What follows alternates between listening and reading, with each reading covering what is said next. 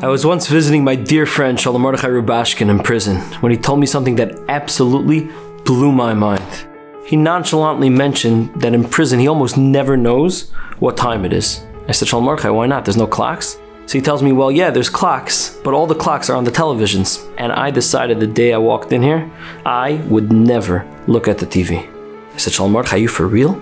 So he says, yeah, let me tell you a story. In the 1920s, there were two Hasidic friends who emigrated to America. They get off the boat, and Meyer goes one way, Shmuel goes the other way, and they lose contact with each other for 20 years. 20 years later, Shmuel, who's now Sammy, a polished businessman, barely Shomer Shabbos, he walks into a wedding, and who does he see? There he is, Meyer, looking like the day he got off the boat. He runs over to him, they give each other a big hug, they catch up on the news. Towards the end of the conversation, Sammy turns to Meyer and says, Meyer, I just gotta ask you one question. Does it really make sense to still be wearing that huge European yarmulke over here in America? So Meyer looks at Sammy and he says, Shmuel, you know, you're not the first one who asked me that question. In fact, the first morning that I was here, I heard that question being asked by none other than my own Yetzer Hara. And he had a point. And I was about to go and buy a new yarmulke. But then I remember thinking to myself, Meyer, if you change your yarmulke now, do you think this conversation is over? Of course not. Tomorrow morning, the Yetzer Hara will be right back there to continue the conversation, pick up right where he left off, and ask you for the next thing.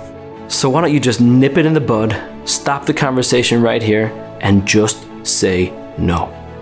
And that is exactly what I did. You know, there are only 4 times in the entire Torah that there's a shalsheles. The first one is Vayismama. The second one is Vayomer. The third one, the most famous one, is Vayimaen. And the fourth one is Vayishchat. Says Reb Shaul Alter Shlita, an amazing thought. He says, you know what the Torah's message is? Vayismama. If you hesitate, you start that conversation with the Yetzer Hara, Vayomer. He's going to be talking for the rest of your life. It's going to be an endless conversation. But Vayimaen, if you just lay down the law and you say no, Vayishchat. You'll shecht him, and that'll be all. So next time your Yetzer Hara comes for that talk, just remember this rule of thumb.